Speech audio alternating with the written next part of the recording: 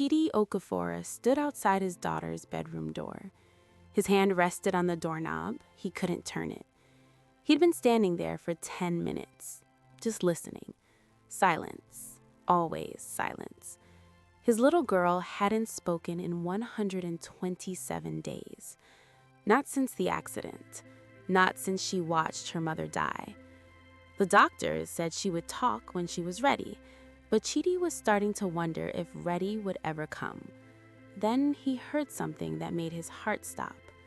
Singing. A woman's voice, soft and gentle, and then impossible, beautiful, terrifying.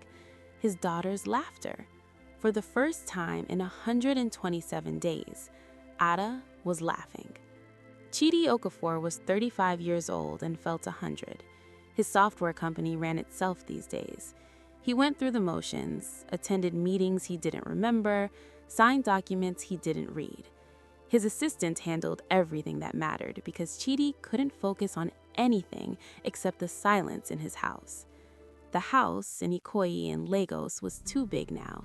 7 bedrooms, 4 bathrooms, a media room, a wine cellar, a yard with a swing set that nobody used anymore. He and Purity had bought it when Ada was born. They had plans for more children, plans for holiday parties, plans for a life that would fill all these empty rooms. Purity had been the one who made everything warm. She painted murals on Ada's walls. She baked cookies every Sunday. She sang constantly, off-key but happy. The house had felt alive when she was in it. Now it felt like a museum, beautiful, expensive, dead. The accident happened on a Tuesday, March 17th. Chidi would remember that date for the rest of his life. Purity was driving Ada home from dance class. A delivery truck ran a red light, hit them on the driver's side, right where Purity sat. Purity died at the scene. Ada walked away with a broken arm and something broken inside that the doctors couldn't see on any x-ray. She stopped talking that day. Just stopped. The doctors called it selective mutism, trauma-induced. They said it was her brain's way of protecting itself from pain too big to process. They said, be patient, give her time, don't force it. So Chidi waited. He hired the best child therapists in Lagos. Dr. Jane came 3 times a week. She brought toys and art supplies and gentle questions Ada never answered. Dr. Jane would leave with a sad smile and tell Chidi the same thing every time. She's making progress internally, we just can't see it yet. But Chidi saw nothing, just his 6-year-old daughter moving through the house like a ghost. She ate when he put food in front of her. She went to bed when he told her to. She attended the private grief counselor sessions without protest. But she didn't speak, didn't laugh, didn't cry, didn't show any emotion at all. At night, Chidi would stand outside her door and listen. Sometimes he heard her moving around, sometimes nothing. He wanted to go in, to hold her, to tell her everything would be okay. But he didn't know if that was true, and he couldn't lie to his daughter. He tried everything. He bought her new toys, she ignored them. He put on her favorite movies. She stared at the screen with blank eyes. He took her to the park. She sat on the bench beside him and watched other children play. His mother-in-law, Susan, visited every week. She would sit with Ada and show her photos of Purity, tell stories about when Purity was young. Ada would look at the pictures with no expression. Susan would leave in tears. She's still in there, Susan would tell Chidi. Our Ada is still in there. We just have to find a way to reach her. But Chidi was losing hope. It had been 4 months. 4 months of silence. 4 months of watching his daughter disappear a little more each day. His sister, Amara, called from Abuja every night. You need help, she said. You can't do this alone. Hire someone, a nanny, someone who can be there when you're working, someone who can focus on Ada full time. Chidi resisted at first. The idea of a stranger in the house felt wrong, like replacing Purity, like admitting he couldn't handle his own daughter. But one morning, he came downstairs and found Ada sitting at the kitchen table, still in her pajamas. It was 11 a.m. He'd forgotten to wake her up, forgotten to make her breakfast, forgotten everything except the pain in his own chest. That's when he knew Amara was right.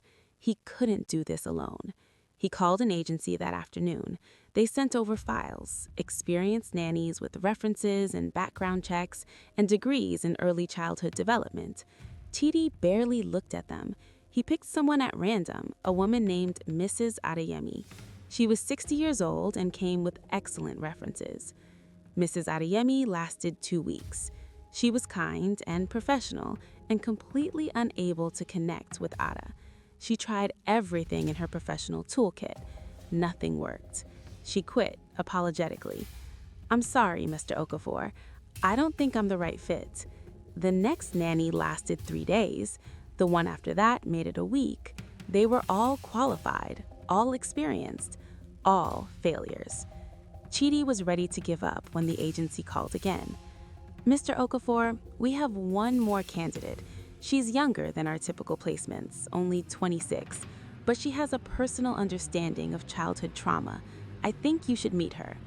The woman who showed up at his door didn't look like any nanny Chidi had imagined. Zainab Ibrahim was small, maybe 5'2". She had dark hair pulled back in a simple ponytail. She wore jeans and a blue sweater. No makeup, no jewelry except a simple silver bracelet. She looked nervous. "Mr. Okafor, I'm Zainab Ibrahim." Her voice was quiet but steady. Chidi invited her in. They sat in the living room, the formal one Purity had decorated, the one nobody used anymore. "Tell me about Ada," Zainab said. "Not about the job, not about salary or schedule or responsibilities. Just tell me about Ada." Chidi found himself talking, really talking, about Purity, about the accident, about Ada's silence, about the therapists and specialists, and his own failures as a father. Zainab listened. She didn't interrupt, didn't take notes, just listened with complete attention. When he finished, she was quiet for a moment. Then she spoke. "My brother died when I was 8. Chidi looked up. "Car accident," Zainab continued. "I was in the back seat. He was in the front. I saw everything." She paused. "I stopped talking for almost a year." "What made you start again?" Chidi asked. Zainab smiled slightly. "My grandmother. She didn't try to make me talk. She just sat with me, read to me, let me be broken without trying to fix me. One day I just started talking again. It wasn't a big moment. I just asked her to pass the salt at dinner." She looked at Chidi directly. "Ada will talk when she's ready, but she needs someone who isn't afraid of her silence, someone who won't treat her like she's broken." "Are you that someone?" Chidi asked. "I'd like to try," Zainab said, simply. Chidi hired her that day. Zainab started the next morning. Chidi showed her around the house, Ada's room, the playroom, the kitchen. "The last nanny had a schedule," he explained. "Structured activities, educational games. I can get you a copy." "I don't need a schedule," Zainab said. "I just need to spend time with Ada." Chidi didn't know what that meant, but he was too tired to argue. He went to work, or tried to. He sat in his office unable to focus, wondering what was happening at home, wondering if this new nanny would quit by the end of the day like the others. When he came home that evening, the house was quiet. He found Zainab and Ada in the sunroom. Ada was drawing. Zainab sat beside her, not talking, not directing, just sitting. "How was the day?" Chidi asked. Zainab looked up and smiled. "Good. We drew pictures, we sat in the garden, we read a book." "Did she—" Chidi couldn't finish the question. "Talk?" Zainab shook her head. "No, but she smiled once, when a butterfly landed on her paper. It wasn't much, but it was something." The days passed. Chidi watched Zainab work, except work wasn't the right word. She just existed with Ada. She didn't push, didn't force, didn't try to make Ada do anything. In the mornings, Zainab would make breakfast, simple things, scrambled eggs, toast, fruit. She'd set Ada's plate down without commentary. Ada would eat in silence. Zainab would eat beside her. After breakfast, they'd go outside. The yard that had been empty for months suddenly had life in it. Zainab would garden, pulling weeds, planting flowers. Ada would sit nearby and watch. Sometimes she'd hand Zainab a tool. Sometimes she'd just sit. In the afternoons, Zainab would read aloud, children's books at first, then longer stories. She had a gentle voice. She didn't perform the stories. She just read them like she was sharing something precious. Ada never responded, but she listened. Chidi could cow by the way she leaned closer, the way her eyes followed the words. At night, Zainab would help Ada get ready for bed. She'd brush Ada's hair gently, help her into pajamas, tuck her in with the same routine each night. Sleep well, sweet girl. Tomorrow's a new day. No demands, no expectations, just presence. Chidi found himself watching Zainab more than he meant to. She moved through his house with quiet confidence. She didn't try to change anything. She just made space for Ada to exist without pressure. One evening, Chidi came home early. He heard something from the sunroom. Music. Piano music. He walked quietly to the door and looked in. Zainab sat at the piano, the one Purity used to play, the one that had been silent since she died. Zainab's fingers moved across the keys, playing something soft, something sad and beautiful. Ada sat beside her on the bench, watching. Her small hand rested on Zainab's arm. Chidi's throat tightened. He backed away before they saw him. That night, he couldn't sleep. He went downstairs and found Zainab in the kitchen. She was making tea. "You play piano," he said. Zainab jumped slightly. She hadn't heard him come in. "I'm sorry. I should have asked permission." "No," Chidi said quickly. "No, it's fine. It's good. Purity used to play. I couldn't stand to hear it after she died." Zainab poured 2 cups of tea without asking. She handed him one. They sat at the kitchen table in the dark. "Ada touched you today," Chidi said. "When you were playing, she reached out and touched your arm." Zainab nodded. She did. "She hasn't touched anyone since the accident. Not me, not her grandmother, not the therapist, no one. She's learning to trust again," Zainab said quietly. "It takes time." "How long did it take you?" Chidi asked. "After your brother?" Zainab was quiet for a long moment. "Years, and I'm still learning." They sat in comfortable silence, the kind of silence that felt different from the heavy silence that usually filled the house. "Thank you," Chidi said finally, "for staying, for not giving up on her." Zainab met his eyes. "I'm not going to give up on her, or on you." The words settled over him like a blanket, warm, unexpected. 3 weeks passed, then 4. Ada still didn't speak, but she changed in small ways. She smiled more often. She reached for Zainab's hand when they walked. She leaned against Zainab while they read. Chidi watched his daughter come back to life in inches. It wasn't dramatic, it wasn't fast, but it was real. Then one afternoon, Chidi came home to laughter. He stood in the driveway, his briefcase in his hand, his heart pounding. He'd recognize that sound anywhere. Ada's laughter, the sound he thought he'd never hear again. He ran inside, followed the sound to the sunroom, and there they were. Zainab was on her hands and knees on the floor. Ada sat on her back, her small hands gripping Zainab's shoulders. Zainab was making horse noises, neighing, bucking gently, and Ada was laughing, really laughing, the kind of laughter that comes from deep in the belly. Chidi stood frozen in the doorway. Zainab looked up and saw him. The laughter stopped. Ada's smile faded. Fear flashed across both their faces. Chidi tried to speak. His throat was too tight. His eyes burned with tears he'd been holding back for 127 days. He dropped his briefcase, walked into the room, and knelt beside them. Ada looked at him with wide eyes, uncertain. "Again, please, do it again." Zainab hesitated. Then she started making horse sounds again. Ada's smile slowly returned, then her laughter. Quiet at first, then louder. Chidi laughed too, for the first time since Purity died. He laughed until tears ran down his face. He didn't know if he was crying or laughing or both. Ada slid off Zainab's back and wrapped her arms around Chidi. She still didn't speak, but she held him, really held him, for the first time in months. That night, after Ada was asleep, Chidi found Zainab in the garden. She was sitting on the bench, looking at the stars. "You did it. You brought her back." Zainab shook her head. She brought herself back. She just needed someone to wait for her. Chidi sat beside her. The other nannies, they all tried so hard. They had strategies and schedules and goals, but you just loved her. "I know what it's like," Zainab said simply, "to be so broken you can't find words.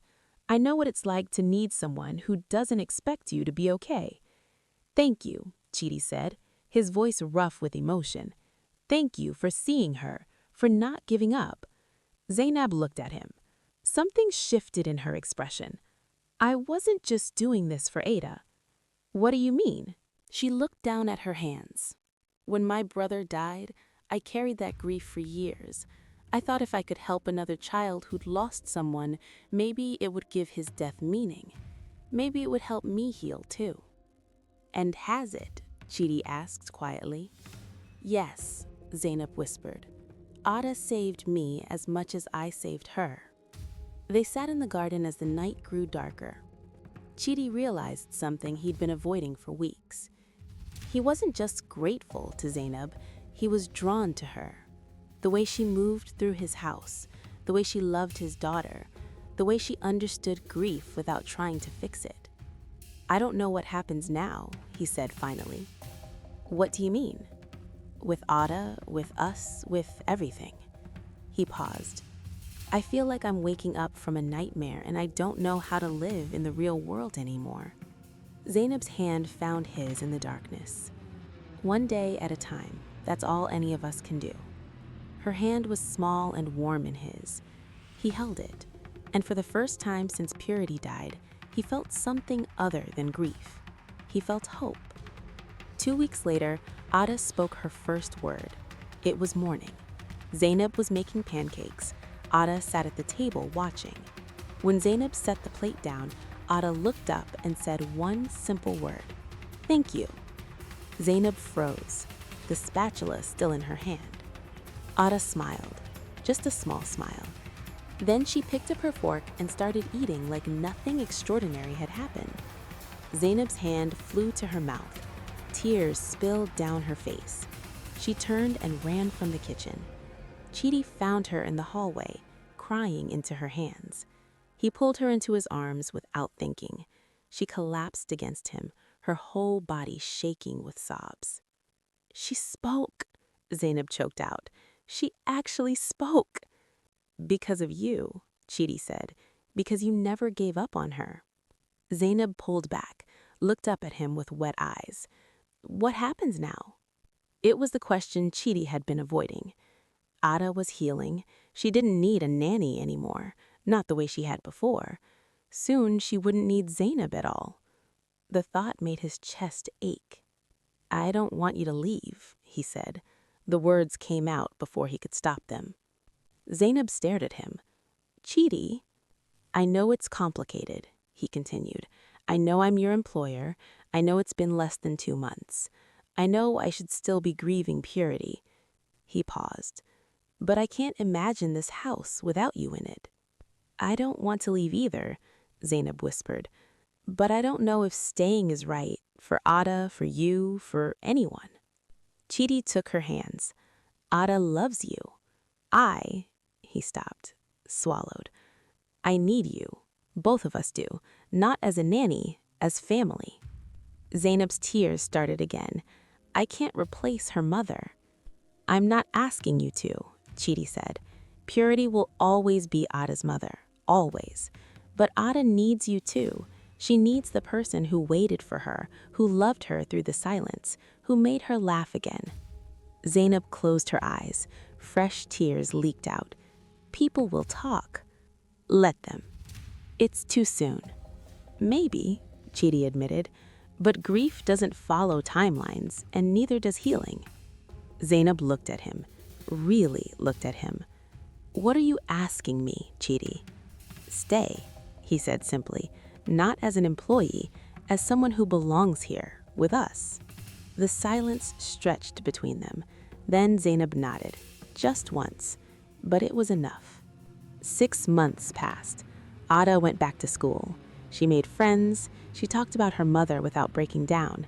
She laughed every day. The therapist called her progress remarkable. Zainab stayed. She moved into the guest room officially, though nothing inappropriate happened. Chidi made sure of it. He wouldn't rush this, wouldn't risk what they'd built. But Ada called her Mama now. She'd started it on her own. Chidi and Zainab both cried the first time. Susan, Purity's mother, came for Sunday dinners. At first, she'd been suspicious of Zainab, cold, protective of her daughter's memory. But then she watched Zainab with Ada, watched how gentle she was, how she kept photos of Purity around, how she told stories about her mother, how she never tried to erase Purity's memory. One evening, Susan pulled Chidi aside. That girl, Zainab, she's good for Ada. I know, Chidi said. Susan studied his face. She's good for you too. Chidi didn't know how to respond. Susan put her hand on his arm. Purity would want you to be happy. She'd want Ada to have someone who loves her. Don't waste time feeling guilty about that. The words broke something open in Chidi's chest. He'd been carrying guilt like stones in his pockets. Permission from Purity's own mother felt like absolution. That night, after Ada was asleep, Chidi found Zainab in the garden again, their place now. Ada wants to plant flowers, Zainab said, in memory of her mother. She asked if we could make a garden, a beautiful one.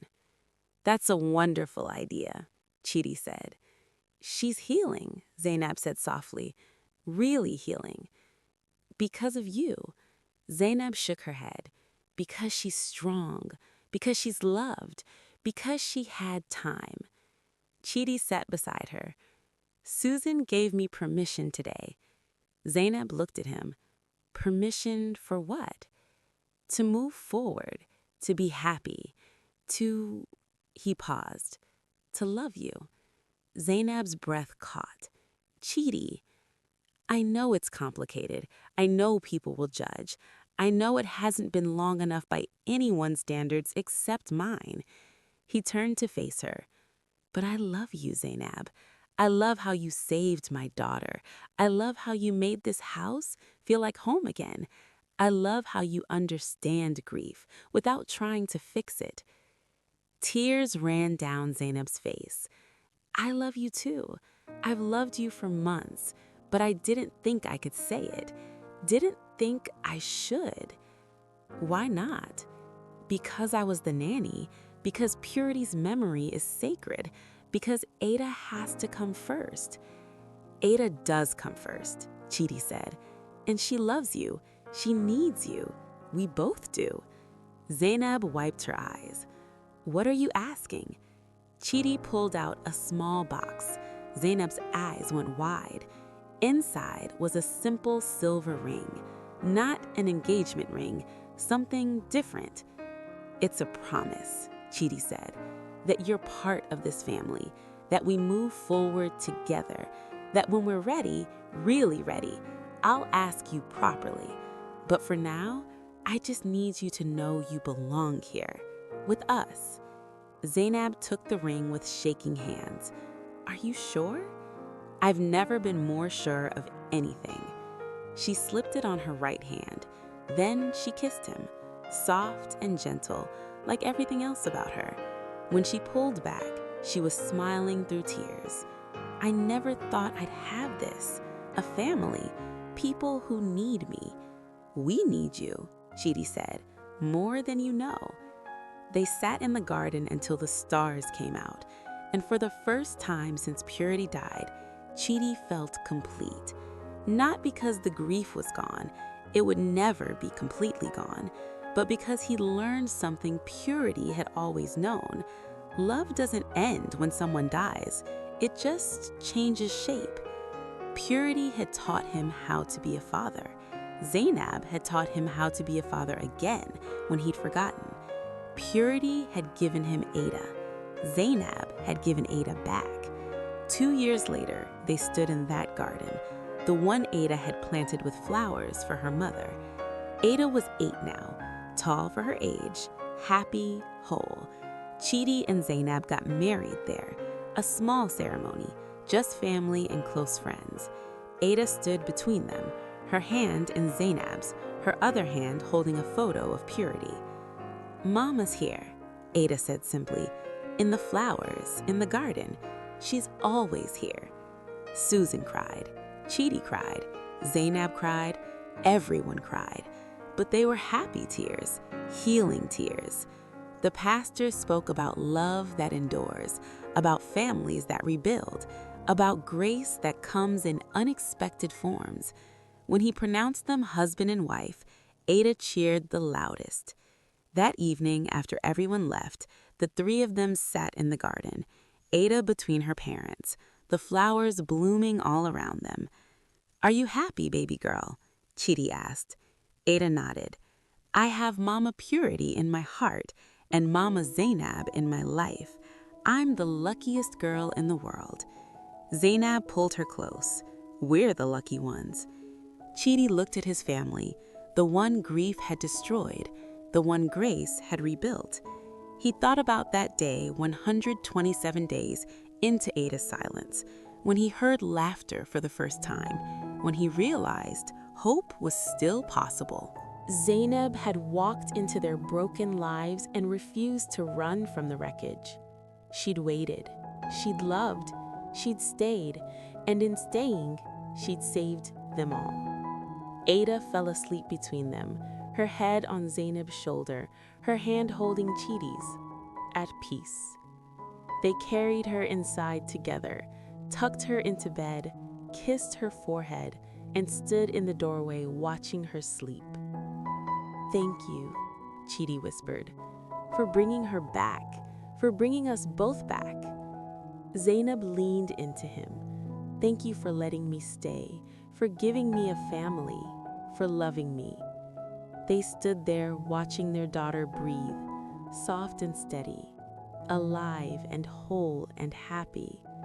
And in that moment, Chidi understood something profound.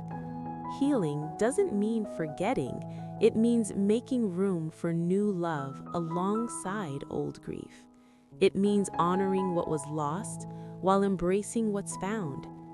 Purity would always be Ada's first mother, the one who gave her life, the one who sang her to sleep, the one who lived in photos and flowers and precious memories. Zainab was the one who brought her back from silence, who taught her to laugh again, who showed her that loving someone new doesn't mean forgetting someone gone.